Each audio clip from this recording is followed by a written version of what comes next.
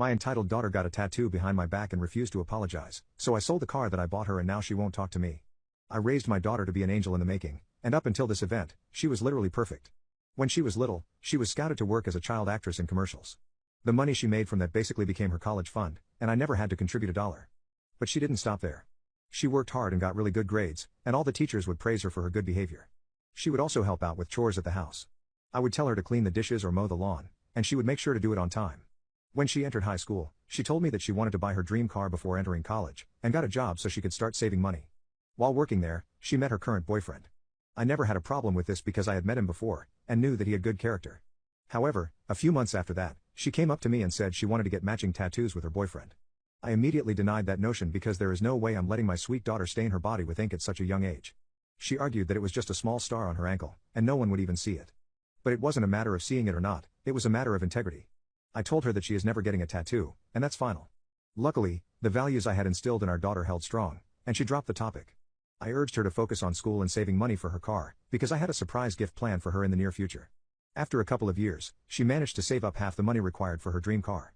She was very disheartened because she wouldn't be able to afford the car before college began, and would have to keep working. But little did she know, I was about to make her day. I took the money she had saved and doubled it by matching the amount with my own money, and went to the dealership. The next day, I greeted her with the keys to her dream car, and she was ecstatic.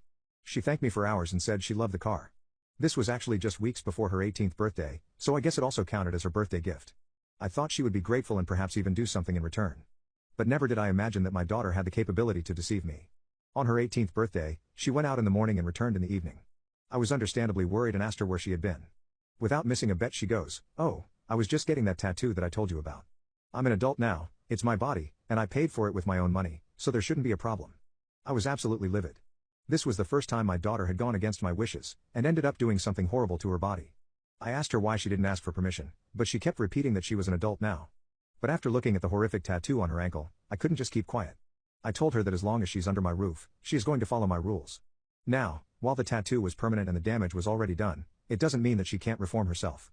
I told her that she needed to apologize to me for violating my trust, and then break up with her boyfriend. I knew that my daughter on her own would never get an idea like this, so she was clearly being manipulated, and I wanted her to be free. But to my absolute shock, she refused to do any of it. She claimed that she's leaving for college in 2 weeks and won't be under my roof anymore, so I can't force her.